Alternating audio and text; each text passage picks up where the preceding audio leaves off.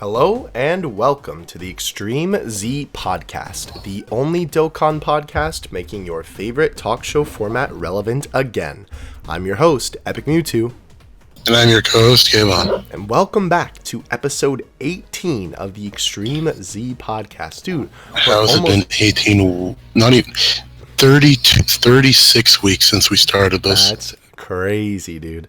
We have to do something special for the 20th one. I want to do something next week. I've been having something in the works for a little bit. We're trying to get it worked out, so keep your eyes peeled if we can still get that. But yeah, 20th episode, let us know in the comments section what we should do for that episode. But anyway, before we get started, my window is open yet again, like I've said in the past billion, because AC still doesn't work. I know. So if you hear any, boom, or you hear any tweet, tweet, tweet, that's why. But there's some ambience for you in the background of the podcast. Anyway, though, today we are going to be talking about Dragon Ball Heroes once again. Now, if all of you remember back to episode 1, actually, funny enough, of the podcast, we talked about Dragon Ball Heroes and the possibility of it coming to global and the possibility of it just kind of coming to the West in general. We talked a little bit about the cards that are in Dokkan related to Dragon Ball Heroes. But now, a couple of things have changed. One, Kayvon is a little bit more knowledgeable about Dragon Ball Heroes now that he's played World Mission a little bit more. That I am. Mm-hmm. And also, obviously, Dokkan just dropped a ton of World Mission stuff, a couple days ago at the time of this podcast. So, we're going to talk about all of that. We're going to kind of update our thoughts from the initial one and kind of just talk about what's changed and, just some of the new stuff, basically. But before we get into that, let's go ahead and get into the news. Let's get right into the overused joke. Thank you. Now Keem won't sue. Anyway, though. All right, so JP first. JP started a very interesting thing. It started the second part of the Rainy Day season campaign, which did we expect look that? At those mechanics. No? We knew it was 2 parts, yeah. But it's still like, I don't know. Yeah, I think it tripped me up when I saw it the most. Well, I don't know. I didn't hear about that, I guess, initially. And also the fact that nail is not from anything. Yeah, can we get that as a card, please? The nail and the little bit of art from it. But anyway, with this came the brand new LR Full Power Frieza, which is pretty cool. Very, very interesting card.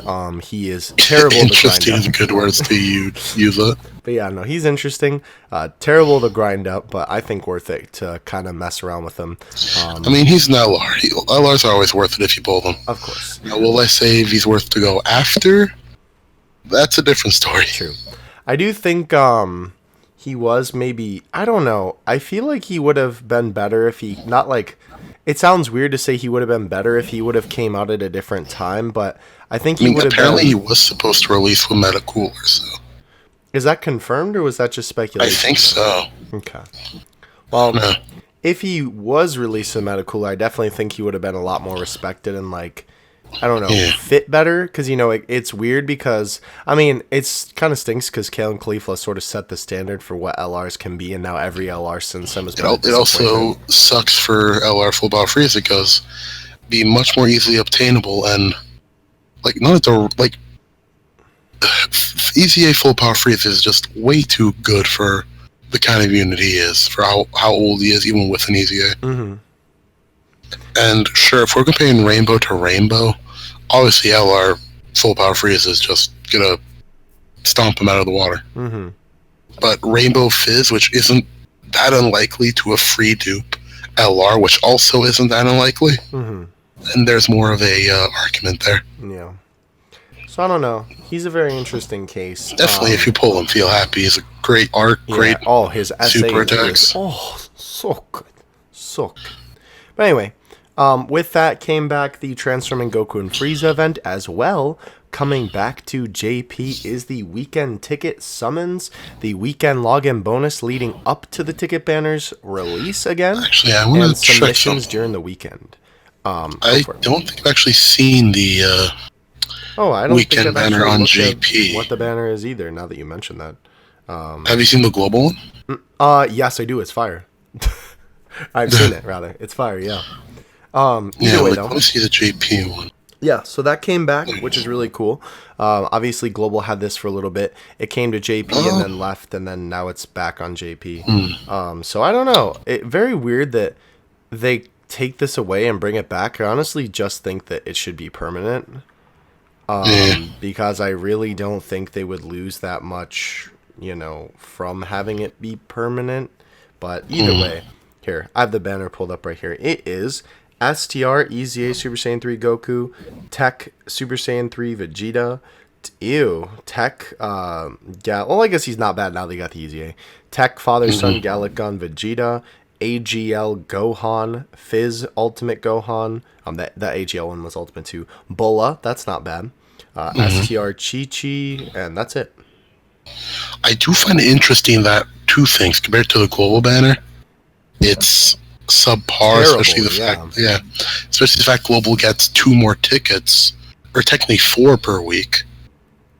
Because Global gets 7, JP gets 5.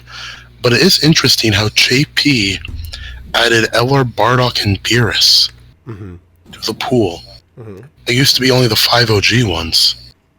Like, unless I'm missing, Bojack is there too, actually. I don't believe so. Let me check. Okay. Double check on that. I'll keep going. Yeah, go ahead. Special reprint event. The kids event came back where they're all protecting 17's Island. The Bulma event came back. And then obviously everything from the first part of this event is still running. So, this is... Oh, yeah, we did know about the part 2. That's right. I just didn't connect it with the name. Now that I looked at the part 1, I was like, yeah, obviously we knew about the part 2 because we knew that there was an LR coming. Also, yeah, JP has more LRs on their banner than Global. Interesting. Very interesting, actually. That's... Why only Bardock, Beerus, and Bojack? That's weird. I don't know. Maybe they forgot. Anyhow, maybe. Also, one other thing before I move on. Kind of an interesting tidbit about that Frieza. That Frieza art has been in the game for like years now, and it was just never used. And then they finally used it for the LR. I don't know if like they planned to use it on a card a long time ago, and then they just never ended up using it for that card, or maybe they put it in the game with another intention to use it down the line just in case they need it or something. I don't know. It's a very weird case with that Frieza because it's not really known, what's the deal with him really. But either way, though, very cool that we finally got that card in the game, like a LR full power Frieza, and the fact that they used that piece of art. Moving on, though, JP had a maintenance on the 17th for a little bit. I think it was just kind of like routine maintenance. Preparation of the next update. Gotcha. Anyway, though, ticket banner went live. New version went live, being 4.4.0. Which added basically nothing and just fixed it. Or just actually just added shit to optimize, like, the game, rather, from what I've heard. You know what it did add? So, what? It made it better on phone's battery. Like, Dokkan doesn't take as much battery. And you can scroll faster on everything that you can scroll on with characters. Because if you scroll through the friend list, you can get to the bottom like in 1 second, and you can scroll much faster through your character box. Oh, that's why it goes so fast. Mm-hmm. Yep. I thought that was honestly like some sort of glitch. Nope. Because I literally couldn't stop it. Yeah. Like, I feel like it's too fast. It is a little bit fast, yeah. I will agree. Anyway, I still like it. Weird. Whack. Alright, so we have collaboration event with SDBH World Mission. Aim the Dokkan Awakening of Beats and Williamsville, second form. Yes, Williamsville. So I love. Yeah, I know, I do too. In correlation with, we're kind of talking about the SDBH stuff because of this brand new collaboration event. They did add some stuff from Dragon Ball Heroes World Mission. They added a brand new story event, which is like kind of the story of the game, but they take out a lot of different parts. And also kind of a big deal, which we'll get into in the next segment. Yes. So, login bonus, which is nice. Missions, which is nice. A new banner, which is also really Actually, it's cool. just missions, by the way. There's no login bonus. Oh, okay, I was reading that wrong. Oh, yeah, I literally just missed that. Thank you. You're That's good, no why problem. you're here. But yeah, so the banner is kind of interesting. It introduced 4 new units, that being the Sealess that transforms, or technically, I guess, absorbs Alm. Assimilates is what Yeah, it's called, there you is referred to as. Great Saiyaman 3. Both of those guys Dokkan Awakening. Great Saiyaman 3 counters, by the way. Yeah. And then we have a new SSR Xeno Goku and Xeno Vegeta base form.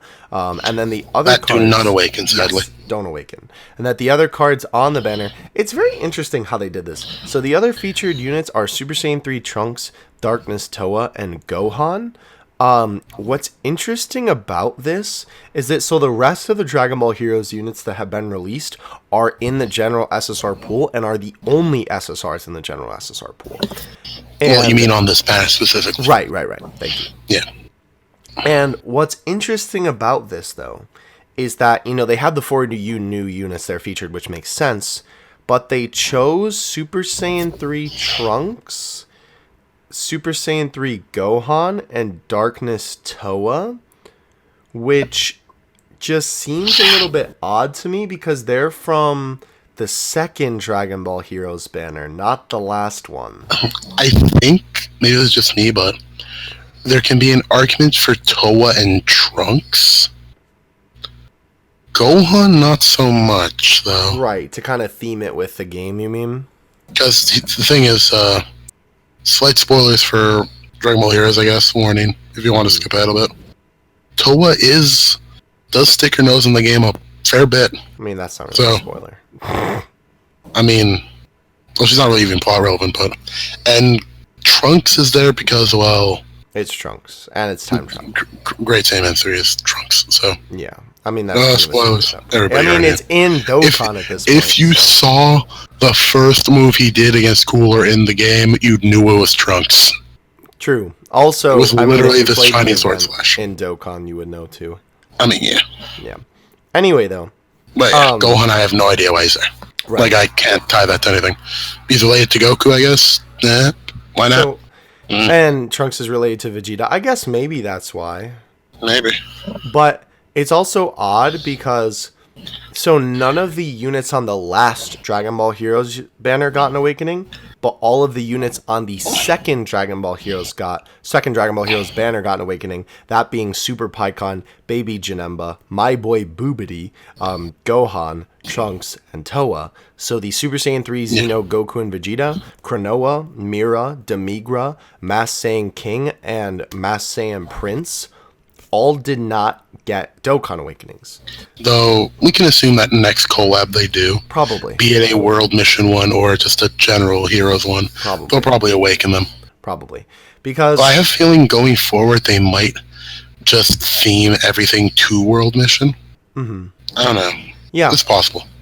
True. I don't know. We'll see. Because it's kind of weird because Just think about it. All the old units... Sorry to cut you off. No. All the old units are just I'm going to cut you off. No, go ahead. Nani. Well, all the old units are from, like, OG Heroes and Super Dragon Ball Heroes, respectively. But they awaken from the World Mission event, so... True. I feel like they're all just, like... Technically, they're labeled as Super Dragon Ball Heroes, even the original ones. Are they really? In Dokkan, yeah, it says Super Dragon Ball Heroes. Huh. Funny enough, well, it's weird then. Why? Well, I guess they labeled the new units differently because they're mainly from World Mission. Right, and I mean that's where they first came from. Yeah. Yeah, but it is really weird with the awakenings on these guys too, because like the original 4 was Super Pikkon, Baby Janemba, Adult Gotenks, and Boobity, right? And they didn't all awaken on their debut banner. The banner went away, and then when Fizz Tanks came out, Adult Gotenks awakened, which was really weird because there was no way to obtain him when he got his awakening. So if you had him, you could awaken him. If you didn't, oh well. I was mad because Abel had him and I didn't because I remember because we were in Florida when it happened. Anyway. So then, obviously, the next banner, the 3 new units were Super Saiyan 3 Trunks, Toa, and Gohan, and then the other 4 were on the banner, right? And then the last banner came out with all the other new units, and now we're here. So started from the bottom, now we're here. exactly. So it's just kind of weird to me that, I mean, I guess it's just because those 3 were on the second banner and they all got awakenings, but then all of the old ones from the original banner also got awakenings. I don't know why they. Well, also got to think about it. The ones past those, like, they are still relatively recent. Well, not that recent, but they're good without their awakenings. Like, right. No, I'm not saying they should get awakenings. Yeah. I'm just saying in terms of, like, I mean, they should eventually, but true. I'm just saying in terms of the featured units, though, it's a little bit like. Yeah, like it is a little weird, but yeah, at least they're good ones. Like, yes, not that any of the awakenings are necessarily bad, but Gohan is definitely one of the best ones. Toa becomes a little bit too good of a support in a way. And Trunks is just stupid tanky. Yeah. So yeah, dummy thick. But it's still awesome too that whenever they come out with one of these banners, it's only the heroes units as SSRs on there. Yeah, so thankfully. You don't have to worry about anything else. So as long as you get an SSR, and also they're always guaranteed featured at the end. And we forgot to mention that it's guaranteed featured SSR in the last slot, not just guaranteed SSR. So yeah. Which brings this banner's value up quite a bit, honestly. Yes, 100%. Yeah, definitely. Like, weakest units on the banner, honestly. Probably weakest unit, I'd say, would be Trunks, just because he's more of a defensive unit. You mean featured? And then the Goku, yeah. Yeah. And then the Goku and Vegeta, because they don't awaken. Yeah. Yeah, probably. Anyway, and they still are good supports in their own right, even. Oh yeah, they're not bad, but yeah, could be a bit better in my opinion. Maybe I'm a little greedy. No, I agree with you, but I don't know. Anyway, with the new story event for World Mission, we did get 2 new free-to-play characters. A beat that Dokkan awakens into a Great Saiyaman for, which I talked about on the stream, but it's technically not beat from the Dragon Ball Heroes canon, but it's still beat because it's the avatar, and that's just kind of what they call him in the game. Yeah. Anyway, not going to go on that tangent. It's the Dragon Ball World Mission beat. Well, yeah. Leave it like that. Yeah. It's that incarnation of beat. Sure. And then we also be on have, Goku's family. Don't at me. We also have Alms, which is second form Alms that you can get him from the event, rather. He's free to play. And then he Dokkan awakens into third form Alms. The first one is Cell and Frieza absorbed. The second form is Cell and Frieza dissolved. Yes, and then third form is Hit and Black absorbed. So, very cool. 8-stage story event, 16 stones up for grabs. Very interesting, too. That, like, because this, surely has to hold the record for most units to awaken from one event, yeah? I think the only one that can come close, and will probably might end up surpassing, depending on it, is the Ribrianne story event. That all the Peppy Gals units awaken from. This is 1, 2, 3, 4, 5, 6, 7, 8, 9, 10 units. Okay, you got me there, actually. Yeah, this is the most. Yeah, that's crazy. Ribrianne will probably be second, then. It's also weird, too, that, like, the free-to-play units and the summonable units awaken from the same... I mean, like, that's normal-ish, but then also they awaken from the same amount of medals, too, which is kind of interesting. Well, the free-to-play units take 10 and 10, so... Right, but then a bit different. The other ones take 20, so it's still the same amount. Yeah, just a 1, but right. Yeah. Yeah. Yeah, what you mean. But you still have to grind 20 either way. It's still the same amount of pain. Doesn't matter what kind of medal it is. Yeah. Different medal, same pain. Yep. Anyway, though, very interesting event nonetheless. Awakens all different kinds of characters. I just think it's kind of crazy. Beat and Alms are decent units. I'd say could have been better. Maybe we'll get an easy in the future for something like this. Wouldn't surprise me. Yeah, that'd be kind of cool. Yeah. Yeah. Either way, though, that is it for the particular life. Wow, that is right. My goodness. Wait, what's right? That we're out of JP-ness. Oh, well, yeah, basically. There was a little glitch. Wow. It looks to me that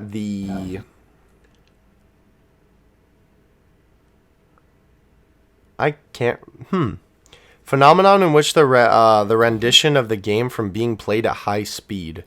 I think this is talking about mods, because later on they say... falsification of data, use of external tools, and unauthorized program is true to the violation of terms of service. So I think they're talking about beating events quickly, i.e. like one-hit KO mods. Maybe. Yeah. Either way, though, so the weekly gacha went live, and then the missions went live for it, and that's it. Alright. Global time. Weekend banner came out, and is good. It's good stuff. It is very good. That's true. Save your tickets till last week just in case. Never know if Akatsuki's going to pull a fast one. We get 14 per week, and we got an extra 7 because they goofed up. We'll get into that later. Ghost Tanks went live. The EZA for Tech Tanks also went live with the sale pack. Super Guy in the Galaxy, oh boy. Still not the revamp, which sucks, but oh well. The special missions went live, along with the weekend summon itself. And here's the glitch. Basically, because how it works is like on Friday on Global, at the reset you could get the 7 extra tickets from the weekend, right? Of the day after the reset on Saturday, those missions reset when they shouldn't have. So everybody was able to get an extra 7 tickets. So basically, their compensation for it, which honestly is a little lackluster considering people only lost out from not doing it. Basically, for each mission you didn't do, you got 1 ticket, and there were 3 missions. So max you get is 3 tickets as compensation. Interesting. So yeah, but besides that, server maintenance got announced. We love those. It hasn't happened yet because it's on the 25th. Whoops. I mean, it's in a couple days. Yeah, 2 days. Or 3. 2? I don't know. Can't tell time. Boost feature had a glitch and everybody got 1 stone. Yay. Gotta love it. The glitch was not able to be used on the Super Guy in the Galaxy event. The Super Guy in the Galaxy? Yeah, yep. And new filler celebration, Training with the Gods.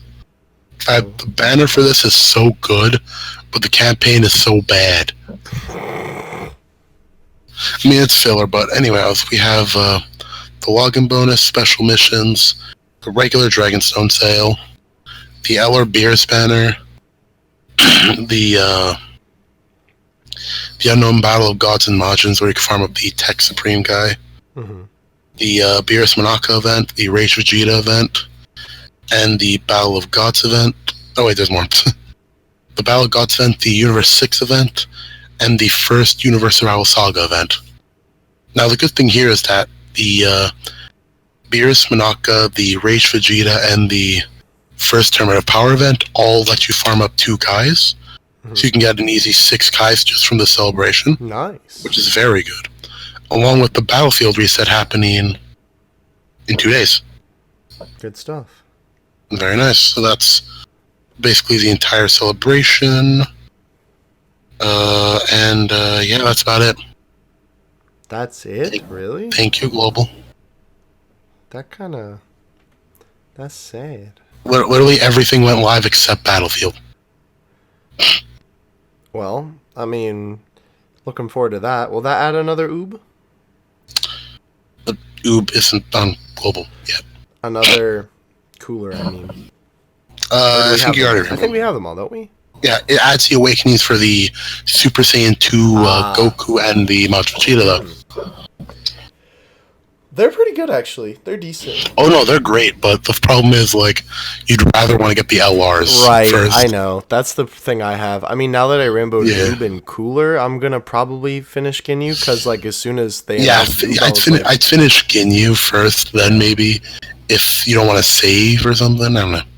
Because the next LR, if we do get another one, is going to be an expensive one unless the next LR is, like, an in-between between Metacooler and Oob. Like, in terms of how good they are?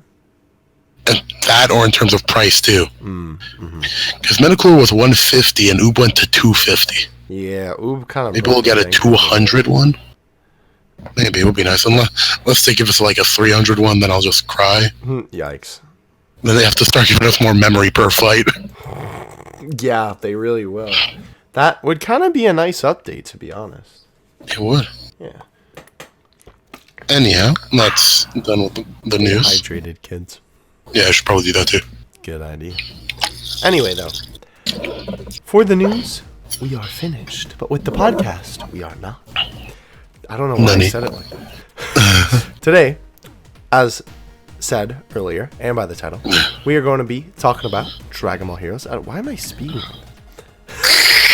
We're going to be talking about Dragon Ball Heroes and Dokkan. We're going to be talking about World Mission, and we're going to talk about it coming to global. We're going to talk about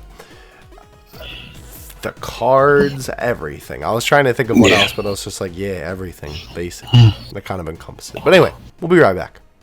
After the ad. And we are back. Better not skip that ad, boys. Y'all was waiting for it. Anyway, today, as you heard from past Theo and Kayvon from before the King Crimson skip. You didn't expect that? I did not expect that. Got him. Anyway, oh, boy. We're going to be talking about Dragon Ball Heroes in Dokkan at the moment. Dragon Ball Wait, copyright, don't forget. Oh, whoops. Well, guess we're not getting any money from this pocket. Oof. Anyway, though. They got copyrighted for just saying the title. True. I mean, I don't know, man. They wildin' out here. I say anyway way too much, don't I? Anyway. Stop, don't make fun. Anyway. You all let me drop my croissant. Let's move on. We're gonna be talking. For us, give me a break. Oh my gosh, we're gonna be talking about the Awakenings first. Then we're gonna talk about the new units. Then we're gonna kind of talk about where we think Heroes is gonna go in the future. And then we're going to talk about Heroes coming to global. And spoiler alert, it's not. No, that's not what we think. That's not our opinion. We're also too. My inner Reddit leaked out real quick. Oh my gosh, your inner Redditor. Yep. We do want to talk about the Awakenings too, because that sort of relates back to what we talked about in our very first podcast, which was why did they choose the characters that they chose, since they were very odd choices. Well, not just the Awakenings, the new cards is what I meant too, but sort of the Awakenings. But we're going to kind of mash that into when we talk about the cards, because that kind of just correlates with them. So let's get started on the Awakenings. So, interesting. Every Heroes card that was on the first two banners now has an Awakening. Gotenks got his after the debut banner, and then with the addition of this banner, the characters from the original banner, the rest of them got Awakenings, and also the second banner, that being Baby Janemba, Boobity, who am I missing from the other one besides Gotenks? Super Pycon. Thank you. Super Pycon, Darkness Toa, Super Saiyan 3 Gohan, and Super Saiyan 3 Trunks. All of them awaken now. They're all very good. They're just basically buffed versions of what they were before, which, I mean, that's literally what an Awakening is. But they're really good. They're all really good. Toa is a fantastic support unit. Trunks is good tank. Gohan still, he was already pretty good even without... Yeah, he's just more amazing now. I know a lot of people were really waiting for him to get an Awakening. The de facto best Link buddy for LR Super Saiyan 3 Goku. And after I made the showcase, he came out too. Gosh darn it. Yeah, big rip. Anyway, though, who do you think is the best of the bunch? Out of the Awakenings? Mm-hmm. I will probably Gohan. Like, just out of damage potential and the fact, like, he can tank after he supers. But, I don't know. Read you what he does real quick. Cause supreme damage to the enemy and raise attack for 9 turns on super. Passive. Attack and defense plus 100%, plus an additional attack and defense plus 60% when performing a super attack. That's really good. Yeah, and that multiplies into itself, by the way. That's dummy thick, bro. So it's like around 250% or so. Also, his name is really long. Never before seen Super Battle Power Super Saiyan 3 Gohan Teen. Yeah, like if we're talking about in terms of how a unit improved, Boobity improved a lot. True. Let's take a look at him. Same thing with Baby Janemba compared to his SSR to TUR. I mean, I kind of expected also them all Super Pycon too, but true. He just needed a percent passive, honestly. Yeah, but he doesn't have any categories. True, but he'll be good on 120 teams for Battlefield though. If you really want to run him there. I don't know what they'll put him on though. That's the thing. Like, he could technically be... Like, cause I don't know the lore behind Super Pycon, so... Mm-hmm. But, anyway, Boobity, right, is now supreme damage with a high chance to stun the enemy, defense plus 80%, and then all allies plus 40% when the HP is 81% or above, and then all allies key plus 3, attack plus 40%, and recover 5% HP when 80% or less HP. See, the only problem with Boobity is the fact he doesn't give key above 80%. True. But that's the one issue, but he's still great, nonetheless. His SSR, super attack was extreme damage, high chance to stun, and passive was all allies, attack plus 30% when HP is 80% or below. Yeah. They definitely did him good. Yeah. How about Baby Janemba, by the way? Baby Janemba, super attack. Supreme damage to the enemy and massively lowers defense. Passive skill recovers 10% HP and attack and defense plus 80% at the start of turn. High chance to evade enemy's attack, including super attack. Compared to his SSR, which is... Causes supreme damage to the enemy and greatly lowers defense and recovers 10% HP, attack and defense plus 5,000 at the start of turn. Oh boy. My man got a glow up, bro. Dude, and you want to go over Super Pycon since he's like the last really relevant one? I do think it's interesting. At the most relevant awakenings, at least. Right. That they kind of gave Janemba the Janemba sort of treatment. I mean by that, he's a Janemba, so I would hope so. No, I know, but like, because you know how sometimes they keep a theme with certain cards? Yeah, Janemba's theme is like dodging. Yeah. So they kind of gave him that. And actually kept Baby's theme, because Baby, at least in my head, it makes sense that Baby heals. Mm-hmm. Yeah, no, definitely. Dude, his passive skill is a paragraph compared to what he had Pycon got a before. glow up. Okay, so super attack causes supreme damage to the enemy and greatly lowers attack. Okay, you ready for this passive skill? No, dude. Key plus 3, attack and defense plus 80%, launches an additional attack which has a medium chance to become a super attack when facing only one enemy. Launches an additional attack which has a high chance to become a super attack when facing 2 or more enemies. And that's a very good passive. Before, his passive was attack plus 10,000 when facing one enemy. Yeah, my man's got a nice glow up. Like, he's not the best SSR, but he's definitely usable on teams. He shot up. Correct me if I'm wrong, he has shocking speed, right? Yes. Okay, good. So at least Link's on STR, which is good. And then super attack is literally the same, actually. Nice. But my man got... that's the biggest glow up of 2019 right there. Trunks, Gohan, and Toa didn't get that much of a change. They didn't... Well, they're already good units. Like, more modern units is the thing. Right. I think that's definitely a good word to use to describe them. Because, like, what changed between Gohan pre and post Awakening? Like, I don't think it was that much. Here, let me look. Okay. Pycon, get off the screen, my boy. Okay. Wait, what? Why do I have 2 Darkness Toas there? Where did Gohan go? Gohan evaded me, dude. He evaded my attack. That's Janemba's job. 5 dodge come glitch. Okay, so... originally, Gohan was attack and defense plus 60% plus an additional 60% attack when performing a super attack. And it literally only changed from the initial 60% to 100%. And wow, from 60 to 100, that's a pretty big jump, actually. His super attack changed from 6 turns to 9 turns. Yeah, 9 is the biggest boost so far for turns. That's pretty good. It's kind of crazy. I love that art. I love how the hair like spikes up at the top and then it flows down the sides. Oh my gosh. So Gohan got a pretty nice glow up. What about Trunks? Let me pull him up. The Gohan is probably my favorite art out of all of them. I can understand that. And he might be one of my favorite arts in the game, actually. That's just because I'm a little bit biased. I like the Great Saiyaman one, Great Saiyaman, yeah, but Great Saiyaman 3's art pretty nice. I like both of them.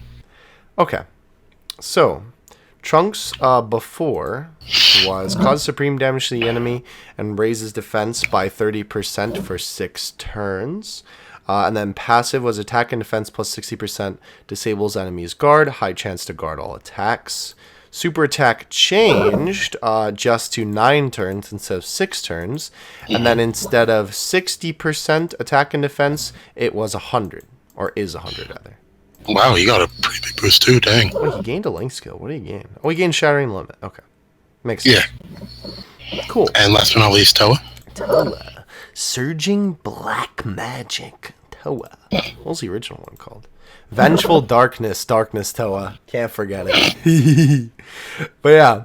Super attack was causes supreme damage to the enemy and lowers attack.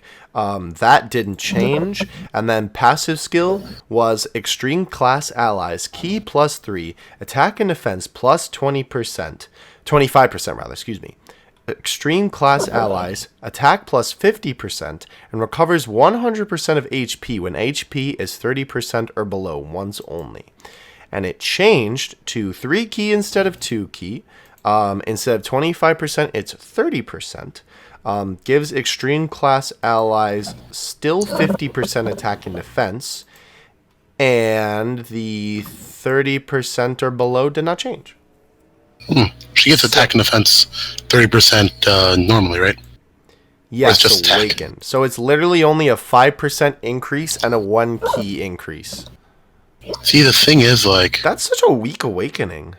It is actually... Well, that did... She was a pretty relevant card even before her awakening, though. Yeah. Just because Extreme AGL was such a mess. Mm-hmm. Now it's a bit better, though, but...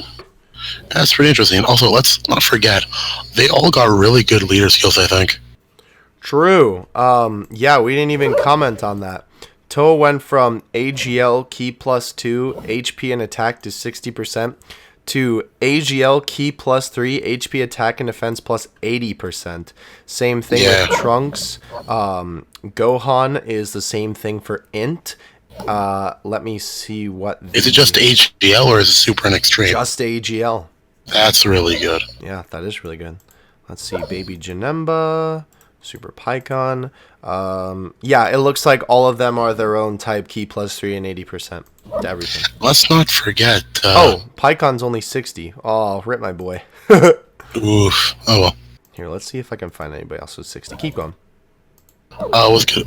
When we're talking about, like, a good way to segue to the new units, so their leader skills are really good, too. Mm-hmm. Like, Boobity is Sealess? 80. Okay. Yeah, that's it. Yeah. Okay. So, yeah. Like, Sealess has 3 ki and 77 or 70 or 77, one of the two. To all types, to all stats. 70. Yeah, like, that's good. That's who else has that leader skill? Vegito. Yeah. Yeah.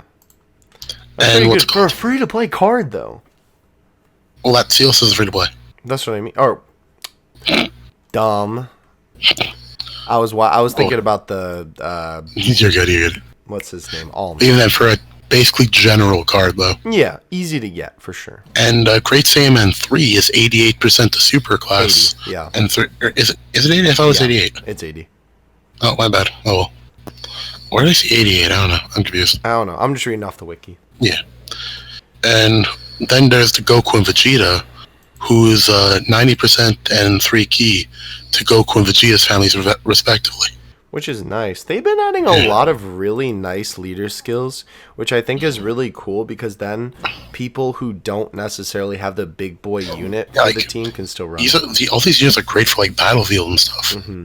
For good subleads. I definitely think that they've been thinking a little bit more about Battlefield lately because I don't know, there's besides like, in case the person doesn't have the main unit, there's really no other reason to give them a good leader skill because you're never going to be using it, right? Yeah. So, either they're thinking about it in the Battlefield way or they're like, oh, people don't have Super Saiyan 4 Goku or Vegeta, you can have these guys and just... Yeah, exactly. So, very good units nonetheless. Yeah. Let's talk about, too, because I think that with this celebration in particular... by the way, did you want to go over these units real quick before I go into what I was going to say? Do you want to go over Sealess and... Sure. I'd say mainly we should go over Sealess and Great Saiyaman 3. Let's just go over all of them. Why not? Okay, why not? Easy. Okay, so... so... want to start with? Sealess causes immense damage to the enemy and lowers defense. Passive, attack and defense... Immense damage is great for... Mm-hmm. Yeah. Attack and defense plus 100% when performing a super. Artificial Life Form category, allies key +1 and attack +20%. Time Traveler category, allies key +1 and attack +20%. And then now, keep in mind, he only falls under Time Travelers himself. Mm-hmm. But because of that 20% at the start of turn, his boost, like normally, basically, in his normal form, is 140% attack when super attacking, basically. Also, I know you know, but I'm just saying for the audience, as it were. What's a character that's Artificial Life Form and Time Traveler? Cell. Oh, yeah. Yeah, you got me there. Could you make a whole team of both category units, though? I don't think so. Who overlaps or otherwise? Here, let me look. But at the very least, he is on Enhanced Transformation, and a lot of Enhanced Transformation cards are also on Artificial Life Form. So he does help out there, if anything. Yeah, Arale is on there. Yeah, there is not a lot of overlap. Yeah, Cell's the only one that comes to mind. Yeah. Well, the thing is, like, his support stuff is a secondary compared to, like, his main purpose. True. Oh, I mean, Alms himself. Which is to beat people with a stick. True. No, but I mean, Alms is on both. Yeah, he is. I mean, of course he is. I think it's only Cell and Alms, as far as I can see here, just kind of skimming it. Interesting. Anyway, though. Yeah, so then he assimilates, not transforms, assimilates. Absorb that boy. Could you imagine if, like, you needed the free-to-play card on the team for it to work? Thank goodness they can't do that. I mean, they can, because the card's free-to-play. True. Yeah. But in the context of Dokkan, it wouldn't work that well, because, like, then you lose the spot of, like, one of your 7 units. Maybe they just throw in another one. You get it. You get a Sideman. Yeah. No. You just get another Sealess. That would be a little too busted then. Yeah, true. Especially with how that Sealess is. True. Anyway, though, transformation condition is actually very decent. It's just 5 turns in, bam, he's good to go. So definitely not bad. He's Blue Gogeta, basically. Very, very nice. And then when he's in Sephiroth form, causes immense damage to the enemy and massively lowers defense. Key +3. Can you just tell us his super attack real quick? Because Boisterous Dance, Rendering Brilliance. That's that. Nah, you're good. Key +3, attack and defense +60% at the start of turn, plus an additional attack and defense +120% when performing a super. Hot dang, my man is out here. Yeah, and if you look down, you're on the wiki, right? Mm-hmm. If you look down, it says the total boost like 252%. Yeah. That's dummy thick. That's pretty good. And for on top of immense damage, and his stats aren't that like sure, he's not recent Dokkan Fest level Rainbow, but like 15k attack is a lot of damage. He's a unit that you would definitely be wanting to pull if you were pulling on this banner. Oh yeah, him and Great Saiyan 3 are the go-tos if you want to pull on this banner. Yeah, definitely. Like, I'd honestly say they're better than any of the Awakenings too. Yeah, but I'd honestly say Sealess for general use is a lot better than Great Saiyan 3. Yeah. Because while he's amazing, he's locked behind needing time travelers. That's true. Yeah. No, Sealess is really good. I think he's really cool. Borderline busted. Yeah, very good. I also hope, we'll kind of talk about this too, but we are kind of hoping that these guys get added into the general pool, which we'll talk about that. Actually, let's just talk about it now, so we're talking about it. The Dragon Ball Heroes units up until this point have not been added into the general pool. Yeah. But with the Fusions units, which were once exclusive to the Dragon Ball Fusions banner, they were introduced into the general pool and are now permanently in the general pool. I could see if maybe they do like all of the old Heroes units minus the new 4, maybe. Maybe. I could also see, like, if we think about it in like the way of the Fighters campaign, where 21 and 16 were automatically in the general pool. Could be something like that. You never know. Yeah, we'll see what happens with that. We're all kind of hoping that's the case. Do I think it'll happen? Definitely more likely, I think, now than it was before. Yeah. Yeah, definitely. Anyway, though, here's to hoping. So, especially since there's a story event now and they might rerun it. Right, because they did rerun Fusions. Yeah, why would you rerun the story event if you can't pull the units? Right. Well, yeah. I was going to say Gotenks, but that was in a different time of Dokkan. Yeah. But anyway, moving on to Great Saiyaman 3. Super attack causes immense damage to the enemy and raises attack. Super class allies attack by 25% for 1 turn. Passive is attack and defense plus 70% and a chance to perform a critical hit plus 3% per time traveler's category ally on the team. Defense minus 30% within the same turn after receiving attack. Counters with tremendous power upon receiving normal attacks. What do you think of this guy? Alright, so here's the thing. His total boost is like 119? Can you check that for me? It should say near the bottom.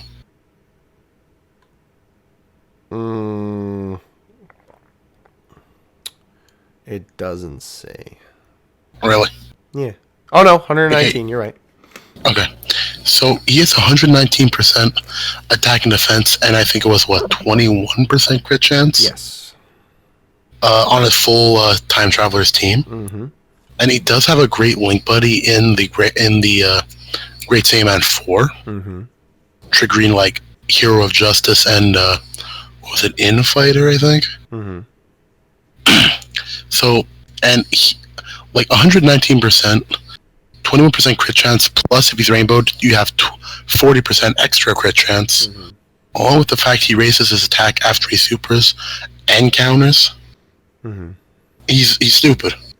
Yeah, he's pretty good. Like, so there's only really 2 downsides to him, being the fact that, 1, you can only get his full potential on a full time traveler's team. Mm-hmm. Hello, LR. Well, actually, maybe 3 downsides. Actually, his links are kind of bad. Mm-hmm. Yeah. Like everybody loves Patrol, right? When was the last time we saw that on a character? Who's even on Patrol? Keep talking. All the time patrollers. Oh, yeah, I guess that makes sense. And third is obviously his... and the R. Krillin, the police officer. Yeah, of course. My boy. And obviously the third downside is the fact that he lowers his defense by 30% after being hit. But that's not that big of a hit, considering he already gets like 119% defense up, so 30% from that isn't that bad. Like, he'll lose maybe like 30k defense, maybe. But anyhow, yeah, he's stupid good on time travelers. Yeah. You could use him on other teams if you have a decent amount of time travelers on them. Mm-hmm. Like if you use him on Vegeta's family, and have a few other Trunks units or something, you can use him.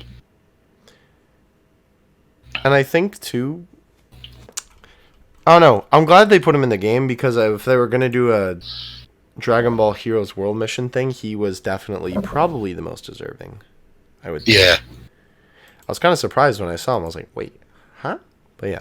If we're talking about the units they chose for World Mission... Oh, no, we'll talk about that after. No, but yes, yeah. they just came to my mind. Go ahead. Keep going. Go ahead. But no, I was just going to say Goku and Vegeta are really simple, but really easy. Really simple, really good. Unfortunately, they don't awaken, so they don't hit that hard. Super attack raises attack and cause supreme damage to the enemy, and then Vegeta is the same thing but with defense. And then literally their passives are the exact same, except Goku is Goku's family and Vegeta is Vegeta's family. And it's attack and defense plus 70% per start of turn. Goku or Vegeta's family category allies keep plus 2 attack and defense plus 30%. So still very keep in mind they're getting like 107% attack and defense. To themselves, which is really good, plus supporting the whole team, so not bad, but it would have been nice having TURs too. Definitely. Hopefully they will in the future. I kind of am hoping that they stay base. I feel like, the other thing about it would be nice if they stayed base. Either, but I would like that. Yeah. Because, I don't know, maybe these guys could have Dokkan Awaken into Super Saiyan 4s. We'll see. Maybe they won't awaken at all. I don't think that'll be the case, considering our treatment of the heroes units that we got this time around, but we'll see. Yeah. Anyway, though, we did want to talk about for this time around, because I know last time we talked about that it kind of really didn't make sense for the units that they chose for the heroes units.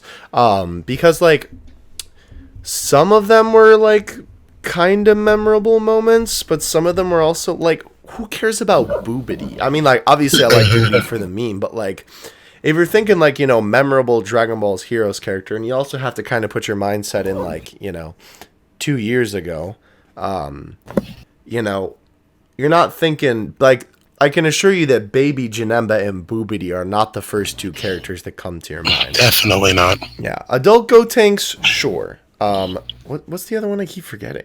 Super Pycon. Super Pycon, thank you. Super Pycon, I mean, I guess, but like, you know, he's just okay.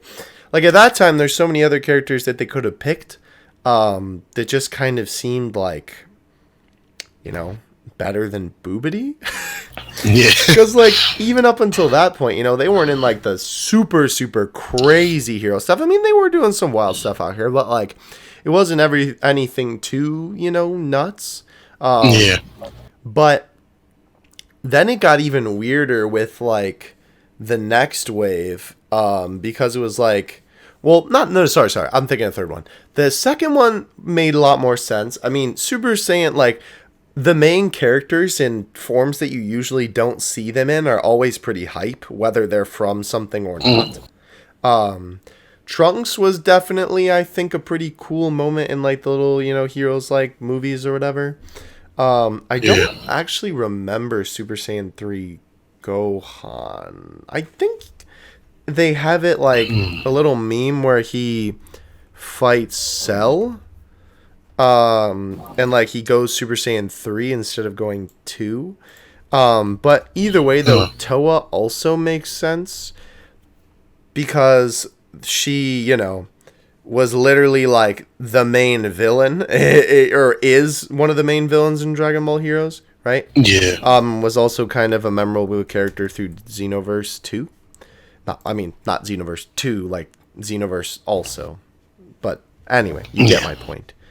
So, yeah, because that was, because I can't even find it. I just like look up on YouTube like Super Saiyan 3 Gohan, and I don't even see it here, which is weird. He did go Super Saiyan 4. I feel like I vaguely remember that, but I could also just be putting that in my head. But anyway, because I know that some of the Heroes cards aren't necessarily like based on anything in specific from Heroes. Some of them are, you know, based on them, like, you know, different appearances. But I mean, just in terms of the characters themselves, I would say that those are pretty good picks. You know, definitely more popular characters than the ones that they had for the first round. But then the third round of characters was really weird, because they decided to go with Xeno, Super Saiyan 3, Goku, and Vegeta, which, like, not that I'm opposed, I love Super Saiyan 3 and I love those outfits, but you would have thought that they would have put in the base form ones first, or the 4s, because the 4s are kind of like their most well-known transformation in that, you know, outfit. And it was just kind of an odd choice to do the 3s. Not opposed whatsoever. But still a little bit odd. Everybody else, I guess, except for Demigra made sense. Cronoa got the new form, which was really cool. And, you know, obviously that was really cool to get that in the game. Funny enough, we still don't have a normal Cronoa SSR. That's really weird. Huh. I never thought about that. Maybe one day. Maybe. Mira also makes sense because that was pretty neat scene when he got it. He breaks the armor, right? And then he gets into that like buff boy form. We're still kind of waiting to see if he'll get the Toa absorbed form in Dokkan, hopefully. That would be nice for a TUR, actually. Yes, that would be really cool for a TUR. Yeah, Demigra I feel like is the only one that kind of like, he was in Heroes and he played a decently sized role, but you know, he's I think a lot more known from Xenoverse. See, if we're gonna have that Demigra from the third wave, Dokkan, he should become a giant form character. That'd be like that giant like beast Demigra thing. Mm-hmm. But that's his second form. The thick Demigra. Oh, true, you're right. That's his final form that he's in. Darn. Yeah. Forgot about that. Yeah.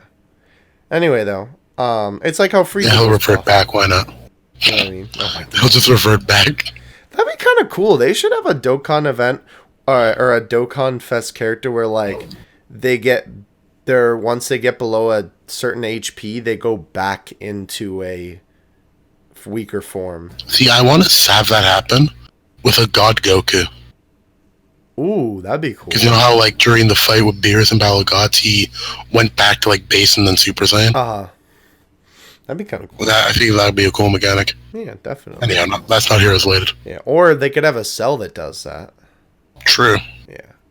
Anyway, though, Mass Saiyan King and Mass Saiyan Prince, I know they're technically not called that, but that's what I've always called them. They both make sense, because that was a pretty cool scene with King Vegeta, and then obviously Vegeta getting taken over himself was also pretty good. So I definitely think those are good choices. But it was just weird specifically that they chose Super Saiyan 3 Goku and Vegeta for Xeno, I think.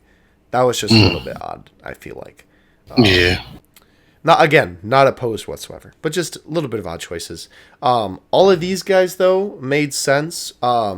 Obviously, the free-to-play characters made sense, being literally the protagonist. The Alms character being a main player in the story. Obviously, Super Saiyan 3 Great Saiyaman also being, like, your kind of guide throughout the whole game. Vegeta and Goku are...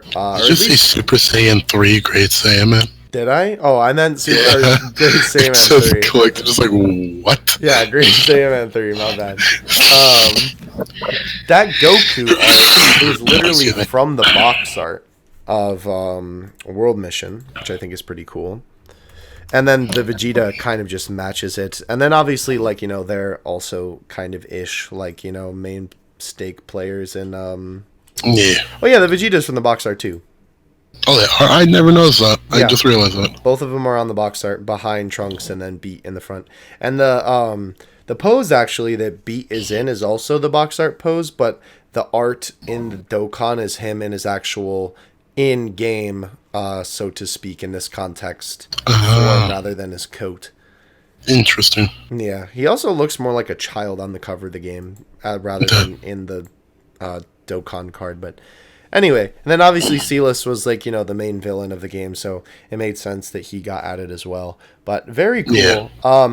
It made sense why all these guys were added, considering it was a World Mission themed celebration. And very cool that I think it was specifically that Goku and Vegeta. Very weird that the first time a Xeno Goku and Vegeta get added into the game is because of World Mission. But hey, I'm not complaining. Yeah. And I always did think too, it was always a little bit odd that they never put any Dragon Ball Heroes stuff in prior to when they did, because Dragon Ball Heroes is over 7 years old. I think it might be 8. And it's such a big thing in Japan. I mean, it wouldn't have lasted that long if it wasn't. And it's such a big thing in Japan. It's just so strange to me that they haven't added more, because there's so much potential. Like, I don't know if it could be a lot of factors. It could be global, with all that, we've talked about is it, copyright and, and like the laws of how the characters are owned and all that. Or is it just like they're trying to keep those more funky characters to Heroes so that people play Heroes for those characters and play Dokkan for what Dokkan brings to the table? Fair. I don't really know. It's really weird, though, because I would think that they would want to bring more crossover, because then it would only be better for both games, because then people would want to play both. You'd see the Heroes cards in Dokkan and go, oh, I want to play Heroes, but then you'd also, see that your favorite characters from Heroes or your, your favorite game are in this other game, and you're like, oh, I want to get them in that game. It's cool. So, I don't know. It's just really weird to me that they never did more cross-marketing. But either way, though, all of these guys make sense. Very cool, too, that they made it World Mission themed. I do kind of hope in the future that they do another just like general Dragon Ball Heroes themed banner, because I think that'll be really cool to introduce some characters.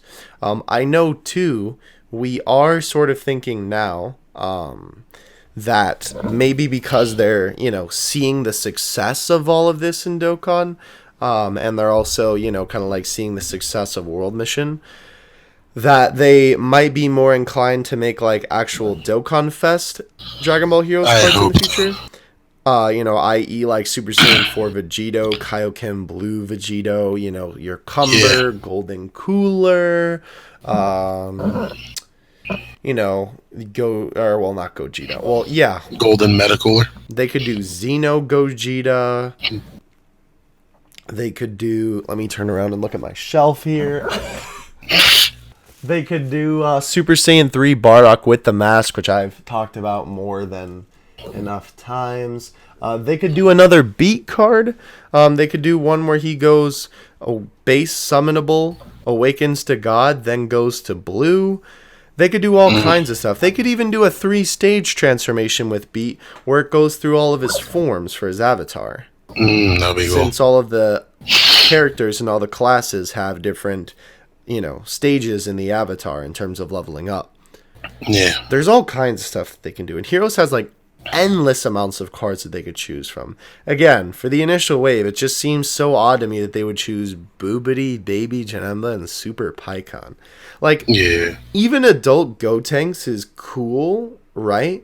But it's definitely not the most out there card that they could have picked. When he went Super Saiyan 3, I think everybody was like, oh yeah, that's a good one right there. But just him base form adult, it was a pretty cool scene, all things considered, but it definitely, I think, wasn't the most recognizable thing from the game.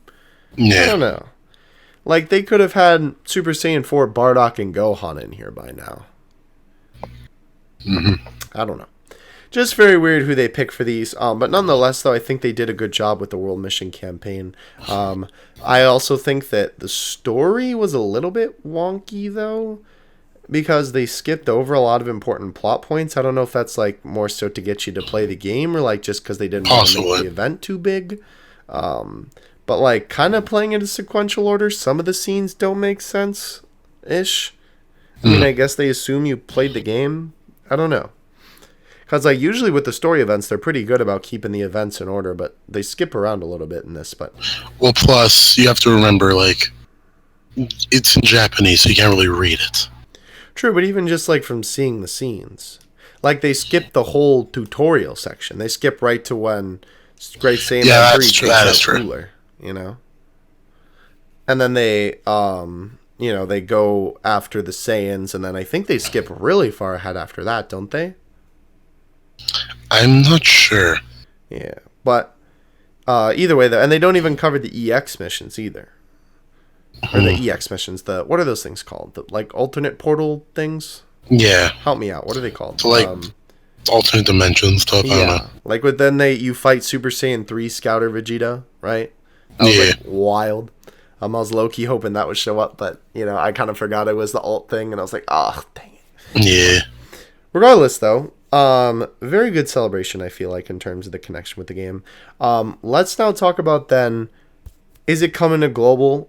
I think our chances are even better than they were last time. Very. Last time we were talking about it, that it was getting a little bit more popular, and that the Dragon Ball Heroes arcade games were going to be available at some of those Dragon Ball conventions, which I think they actually are having during this summer. But the Dragon Ball Heroes machines were available to try here in the West, which made a lot of people think, that means that finally the West has technically been exposed to the game, right? Yeah. And now, well, you talk about this part. I've talked for long enough. You hit me with it. So about why I think Global will get it? All right, so for one, we have World Mission globally released worldwide. Right. That was very redundant of me saying whatever. I know what you mean. So that's the main thing. Right. And the second thing is that... what does that mean, though? Well, it means that we're exposed to these kind of ideas that Heroes is known for. Right. And even the title of the game itself. Yeah. Yeah. And that'll create people searching around, seeing what else the franchise has in store and stuff like that. Another reason why... Yeah. Well, another reason why is the characters they chose and the fact this is a World Mission celebration points to the fact this is something that can come to global. Definitely. Because when JP had the Fighter celebration, everybody assumed that was also going to come to global, and it did eventually. Right. Well, I mean, Fighters was released worldwide, though. Yeah, so I don't think this is going to be any different. True. Let's hope so. I definitely think it is a possibility, though, and I know we were talking about this before, that it could be that only the world mission cards come to global, which I don't think is going to be the case. I don't think it's going to work because the Heroes banner is just Heroes units. Right. Who else would they What's going to be on the banner? Yeah. I think what's most likely to happen... I'm just saying it's a possibility. That's what I'm saying. What's most likely to happen is them giving us 2 banners during a celebration for this. Mm-hmm. One being the 3rd wave of the banner with the featured units being like the Super Saiyan 3s. And then all the other guys, yeah. Yeah, and then the new banner with Sealess and Great Saiyaman 2. Mm-hmm. And then everything else. But then everything else would be unfeatured. Would the new ones not be on that banner? It would just be the wave 1 and 2 ones? Yes, it would be wave 1 and 2. Okay. Interesting. And then everything else would be on the... Because let's be honest, like, they're not going to give us the 1st or 2nd wave banners, I doubt. No. Oh, no. And they shouldn't. They're too old. Yeah. So I think the 3rd one, along with the 4th one in the same celebration, because, like, say you want to pull the Super Saiyan 3s, it'll be guaranteed featured probably, so you'd rather do it there. Right. That is a good idea. Or if you want Great Saiyaman 3 or Sealess, you get someone there. Mm-hmm.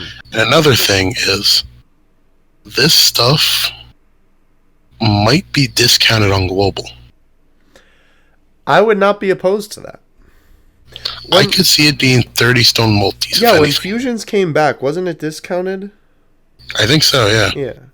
By the way... It's possible. It might not happen, but... I feel like I've been forgetting something this whole time. Is there a crossover campaign we're forgetting besides Fusions, Heroes, and Fighters? Because I feel like there's one really specific one that we're forgetting, but I might just be tripping.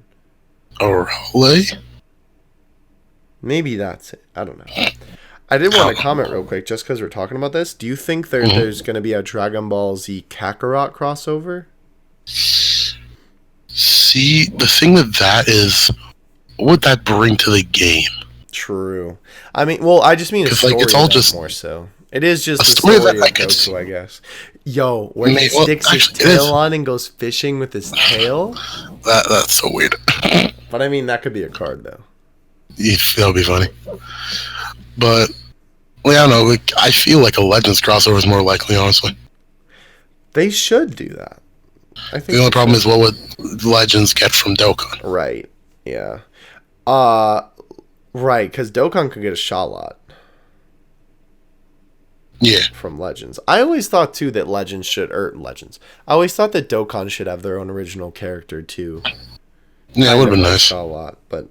I think it's too far in the game's lifespan. Yeah, way too far. Yeah. Wait. But no, I think that's pretty much everything, right? I mean, basically just adding more so to the fact that the game's going to come to the States is just the fact that World Mission has been released globally and people know about it and know about the franchise. And this is a World Mission celebration. Why would they hold back a celebration and story event? Right. For a game we have. Right. And definitely, I think, I do think that the next celebration for Heroes probably won't be World Mission related, unless they really go the route of, like, the DLC that the game's gonna get. But I don't think they're going to do that. I think they'll probably just do a new Heroes expansion. You know what they'll probably do, now that I think about it? Probably when the Heroes promotional anime finally ends, then they'll do a celebration with a bunch of the key players from the anime. That's my prediction. I could see that. Yeah. Because none of those guys are in there, and they are easy money for this game. Yeah, definitely. Whenever a new episode comes out and some new character is in there, people go wild. Yeah. So, anyway, though, that is going to be it for our Dragon Ball Heroes Revisit episode. Hope you enjoyed the discussion, everybody. Definitely. We love talking about it. I love talking about Dragon Ball Heroes any day of the week. Yeah. I gush about it all the time. Always excited to see when it comes to Dokkan and when it comes back to Dokkan. Very excited to see these guys in the game as well. If you have not played Dragon Ball Heroes World Mission yet, I think it's worth that $60 price tag, to be honest. Because I know a lot of people were kind of like, but I'm like, you know. And plus, too, like, not only is it the original world mission story, it also has, what is it universe mission up to? 6, I think? Something like that? 3. 3. Well, at least the sets. Right. It has... it has 2, actually. The story for the normal, like, for the Dragon Ball Heroes arcade game up to Universe Mission 3, translated in English. Which is crazy. And that's not to mention a DLC that might come out adding more. That's like a whole nother game, almost. I mean, at least in my eyes. I don't know. Because there's a lot of that. There's a lot of the arcade content. Yeah, definitely. Yeah, so I don't know. Either way, though, guys, that is going to do for today's video. Hope you guys enjoyed. Again, let us know what you think in the comments section below. I want to hear your thoughts specifically about 2 things. One, about the picks of all the Dragon Ball Heroes cards that we had so far, how we kind of analyzed it in terms of, like, you know, were they good picks? Were they memorable in, you know, Dragon Ball Heroes? That kind of stuff. And then also, give us some recommendations what we should do for episode 20. Alright, guys. From all of us here at the Extreme Z Podcast, we will catch you in the next one. See you guys.